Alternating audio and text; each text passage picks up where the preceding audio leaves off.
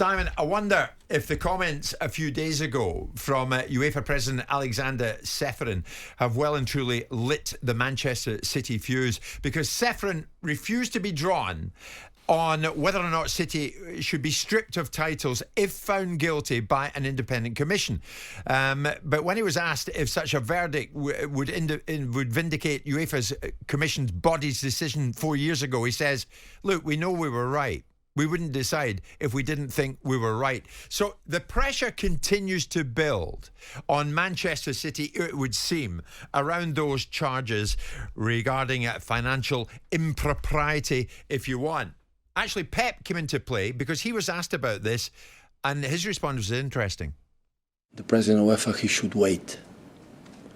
Wait. And after, do whatever he wants. So it was the sentence, he has to sentence about the UEFA, he has to respect it. And he has to wait. I have a lot of job to do in UEFA, to be involved in that cases, that the lawyers should respect the procedure.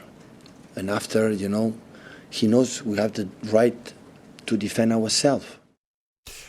So Pep Guardiola, quite cutely I felt, Simon, biting back saying, listen, calm yourself, Ceferin. Calm down. You're going to have to wait a bit. We're all going to have to wait a bit. But are we going to have to wait a bit? Because the other day, the way we looked at it, one day we might come into news that City have been cleared of everything. One day we might come into news that City are right in the mire. And that's fine. But I don't understand what issue Pep Guardiola is addressing. Because Ceferin is talking about the case that UEFA brought. He's not talking about the case that the Premier League are bringing. Yeah. And the case that UEFA brought, they found Manchester City to be guilty of the charges that they brought. So he's talking about the circumstances in which, and I'm assuming that the framing of the question that Ceferin would have been addressing, or the dialogue that he was having, was based upon UEFA's case. Yes. So when he says what he says, he's precisely and concisely correct. So I don't know which point Pep Guardiola thinks he's addressing. I think Pep just gets a bit prickly, as probably anybody at City does at the moment, when luck. We luck. stray into this field. Well, tough luck. I mean, what you're saying is right, Simon. UEFA found City guilty back in 2020, and on appeal to CAS, that decision was overturned after it was ruled some of the evidence against him was time barred. City had already paid UEFA €20 million to settle an FFP case back in 2014. Yes, they did. They paid. I think they paid. They got fined slightly more than that. They got fined $50 million, and then they got it reduced on their conduct. Yeah, I mean, Guardiola obviously feels Ceferin's not respecting a process. And the reasons why they did that is because it was apparently worth less aggravation. I mean, I what a wonderful place to be in, that you're completely innocent of something, and you'll accept a £20 million fine as a result of wanting it not to be a problem for you. I don't know what that tells you, but this is a different set of charges. And whether the Premier League fined Manchester... I mean, I think it's ridiculous they brought 115 charges against them, quite frankly. Too many. Well, I think it's ridiculous. If you want to charge them with something, then charge them with something meaningful and just fine-tune it and get to the money shot. And whether they find them guilty or not, we will see, irrespective of what people's opinions are. But Pep Guardiola addressing the issue about Ceferin is just stupid, because he's addressing a completely different issue. You might not like the fact that people have an observation that you've got something to answer. It's really quite simple.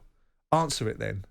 You don't want to answer it, and I know that it's a convoluted case, and I know that there's a lot more to it than simply the issues at Everton and Nottingham Forest. But it also is a case that Manchester City have never really addressed, and everybody knows, except the Man City fans who go beside themselves every time you mention it, that everybody knows that Manchester City have spent an inordinate amount of time making this a very difficult case for them to have to answer. And I still maintain the view. So others it suits their agenda will say, well, why should we have to answer these charges? We're completely innocent. That's why we're not particularly cooperative. On the other side of it, I would say, from my point of view, and maybe I have a different mindset to those of huge wealth that don't necessarily operate the same way, that I believe that if you're innocent of something, you move heaven and earth as quickly as you possibly can to squash those with the audacity to accuse you of it. Right, you don't kick it into the long grass. And everybody knows, and whether they accept it or they don't, that even in the case of the newspapers not being, in the court hearings, the newspapers being sought, and I don't necessarily think it's a bad thing, but notwithstanding it being sought to be excluded by Manchester City's lawyers, by Manchester City's own admission, they will spend significant amounts of money to clear their reputation. And I wonder, I mean, my understanding of it is Manchester City have spent tens and tens and tens and tens of millions on, it's a cottage industry around them of lawyers making a fortune. Who's paying those bills, and are they being accounted for in Manchester City's finances would be interesting to see. But notwithstanding it, they have every right to be presumed innocent right now, Manchester City, because they're not guilty of anything. Yeah. But they were guilty under UEFA's guidelines, and UEFA are right to turn around and say, well, we found them guilty. So what Pep Guardiola is doing is he's barking at the moon. Yeah. Because he doesn't like it. Yeah, yeah.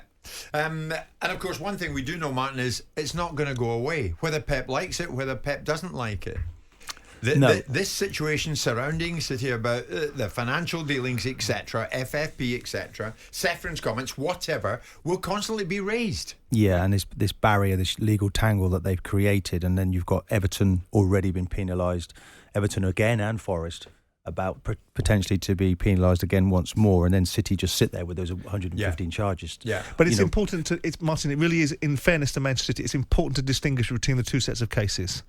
Manchester City is not about losses in terms of a straightforward, they can illustrate it. Everton have copped to it. Yeah. Everyone knows that Everton lost the amount of money. Man City are disputing the claims that they've misrepresented income. They've taken it from different businesses that are owned ostensibly by the same group, redressed it as sponsorship and turned it into income rather than equity funding from the owner. So it's a much more convoluted, much more complicated case than simply was you over 105 million or not? Yeah. If you were, is that not just clever accounting?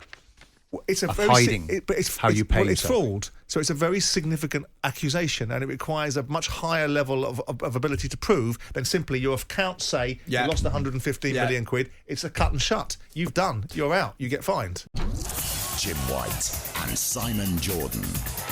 Monday to Friday mornings from 10 on AM, on DAB, via the talkSPORT app and on your smart speaker.